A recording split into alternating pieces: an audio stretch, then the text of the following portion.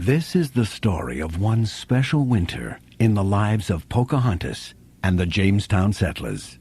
You can read along with me in your book. You will know it is time to turn the page when you hear this sound.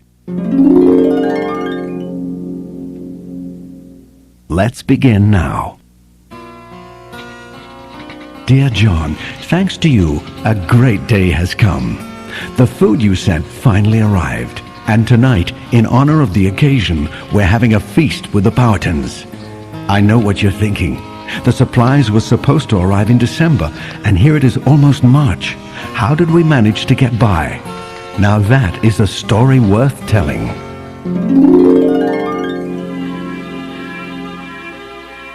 This past fall was beautiful and made all the finer by the return of the Susan Constant, with many of our families aboard. I felt so lucky to be reunited with my dear Hannah and little Rebecca. Pocahontas became fast friends with many of the new arrivals, most especially with my daughter. Rebecca took to following Pocahontas everywhere, imitating everything she did. Pocahontas was very good-natured about it and used the opportunity to learn more English. She became so good at English that Chief Powhatan would rely on her when dealing with the settlers. One day, Pocahontas came to the settlement about a serious matter. She was with her father, his medicine man Kakata, and many of the leaders of the Powhatan nation. They were dressed in all their finery and came to call on the new governor. I was invited to hear what they had to say, along with several other men. Governor, gentlemen, my father has asked me to speak for him and all of our people. He's worried. You see, it is going to be a very cold winter, and he's concerned that you might not have put aside enough food or supplies to help see you through. The governor looked completely bored.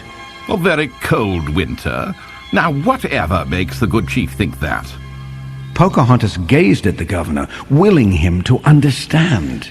Please, sir, I know last winter was mild, but this year there will be terrible storms. The governor raised his eyebrows in mock concern. Do tell. The geese have already flown south, earlier than in seasons past. The governor only snorted. What has that to do with us? We are not geese. But the deer, their coats are thicker this year. That's always a sign of a bad winter. Young woman, it is good of you and your people to be concerned, but your warning is not necessary. We are prepared. You see, we've sent to England for everything we need. Good wholesome English food is on its way, so we won't be needing your berries and beans. Thank you for coming. But if you'll excuse me, I have important things to do. Pocahontas and Powhatan stared at the governor in disbelief. I have to admit I did too, but he is not a man likely to change his mind. So we just turned and filed from the room. John, I know that I should follow orders, but my heart told me something had to be done. I ran after Pocahontas, drawing her away from her father and the others. Pocahontas, please wait. What is it, Samuel Quincy? The governor doesn't understand the wisdom of your father. He hasn't been here long enough to know your people's ways. He heard last winter was very mild, and is sure he knows what is best for us. Then my people cannot help him. I know your father's judgment is to be trusted. Isn't there something we can do? Pocahontas thought for a moment, then gave me an impish grin. Samuel Quincy, everyone knows I am great friends with your family. What if I were to bring some of the extra corn my people have harvested and leave it at your home? That would be some help. I took the dear girl's hands in mine. Pocahontas, I feel lucky to have you as my friend. And so it began. Almost every day, Pocahontas would come to our house, her sack full of golden corn. That is, what Miko hadn't taken. We were able to store some before the weather changed, suddenly growing cold and damp, and then snowing. Snow like I've never seen it before. It came down, and down, and down, every day for almost a solid month, turning our whole world as white as the white cliffs of Dover. But still Pocahontas came. Then one day, Pocahontas and Miko walked through the door with the saddest looks I've ever seen upon their faces. I'm so sorry, but I won't be able to come anymore. The snow is too deep and my father worries that I'll get caught in a storm. I didn't want to let her know of my fears, so I just looked at her and smiled. Don't worry, Pocahontas. Thanks to you, we'll make it through. Rebecca gave Pocahontas a reassuring hug. Pocahontas, don't you remember? The ship will be here soon. Pocahontas looked at me in surprise. But the winter storms, can a ship... She stopped in mid-sentence, not wanting to scare Rebecca. I motioned for her to follow me outside. We're not telling the children our fears about the ship. We can't even be certain that it has left England. But Samuel, how will you get by? Don't worry, we will. We have a small emergency supply of food and, of course, the corn that you brought us. The storms have to let up sometime, and then, as Rebecca says, our ship will come in. But it is still early winter. The worst storms are yet to come. Let's not talk of it. If things get bad, I promise I'll come for help. But you don't know the land like I do. You'll never find your way.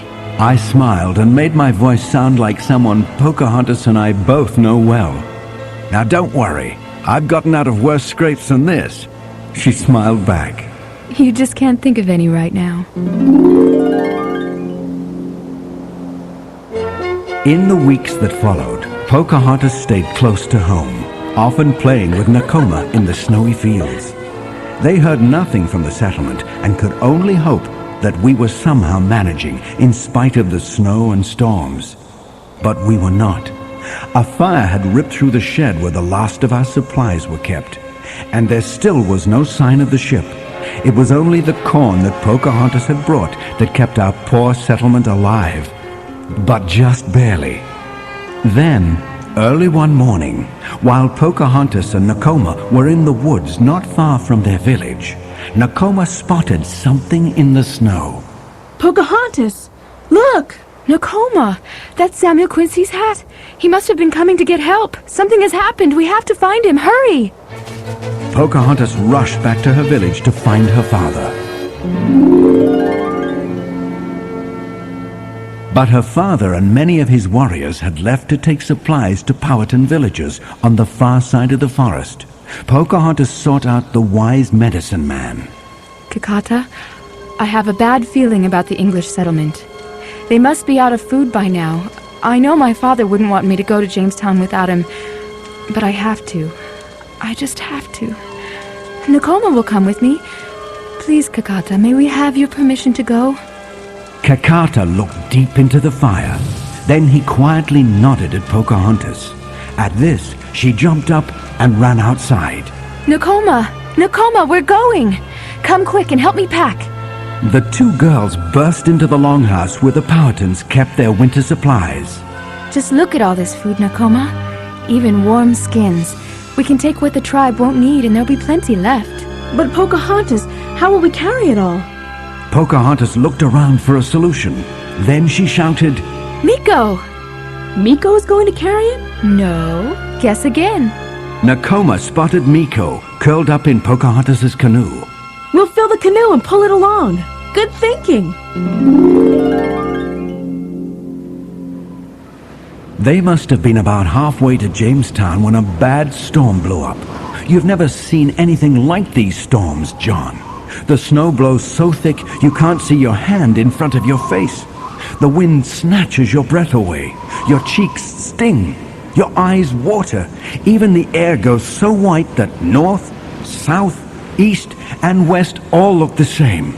Such was the storm that beat down on our friends. Pocahontas, I don't think I can go on. Every part of me is freezing and I can't feel my toes or fingers. I know, Nakoma, but we have to keep on. But we can't see where we're going. I don't even know which way our village is. We could be walking in circles. Just then, a huge rush of wind burst through the trees, dumping what seemed like a mountain of snow off the branches onto Pocahontas and Nakoma. By the time the girls helped one another, and Miko dig out, They both knew it would be too dangerous to go on. I fear, John, that if that had been I would not have made it. But Nakoma and Pocahontas knew just what to do. Nakoma, let's move the canoe under that tree.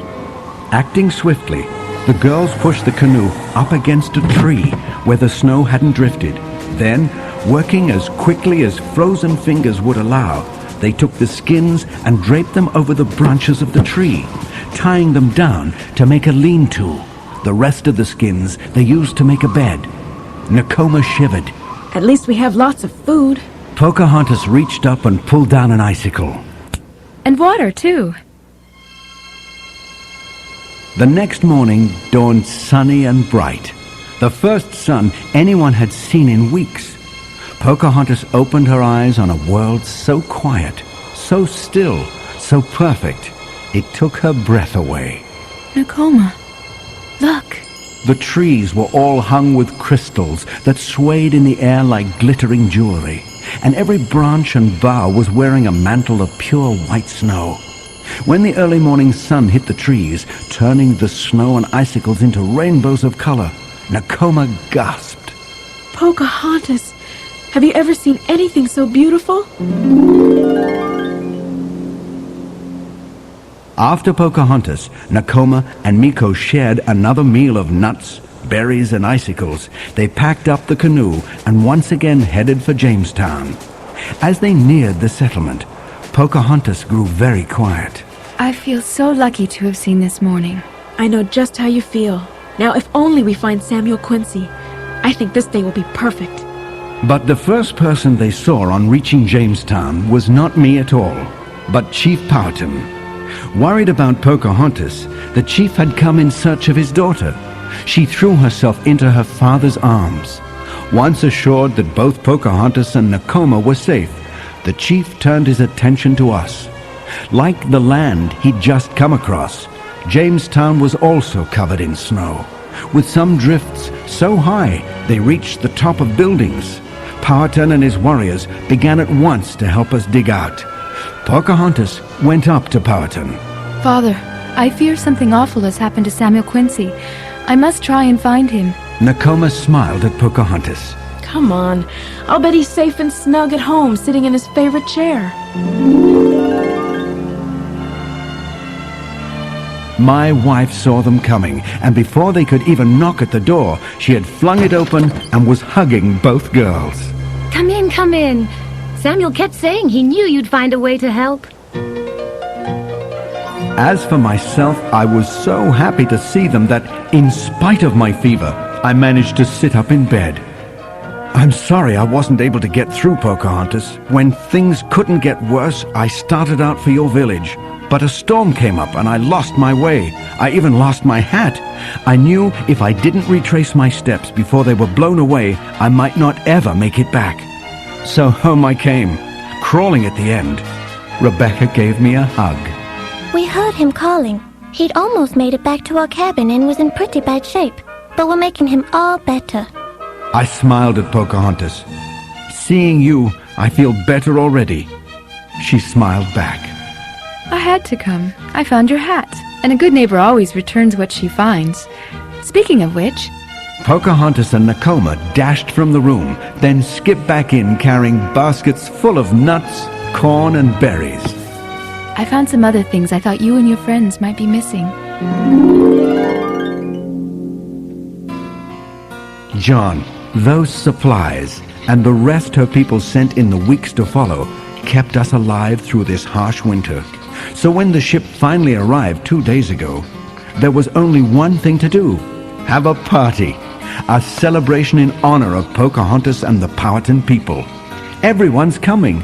There will be singing and dancing and, of course, eating too. Good, wholesome English food, as well as beans, corn, walnuts, and cranberries, which I've heard have become the governor's favorite. Your friend, Samuel.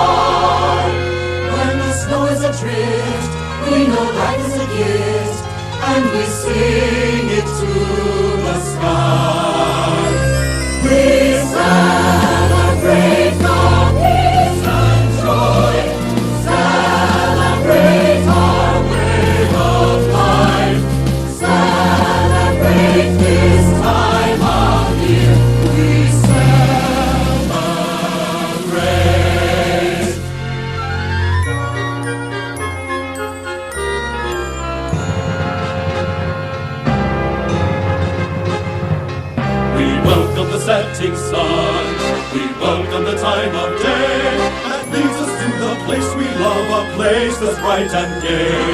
We welcome the setting sun, we welcome the time of day that brings us all together as the daylight fades away.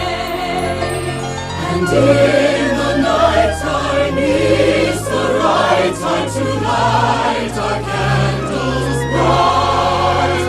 When the snow is adrift, we know life is a gift, and we sing it to the sky.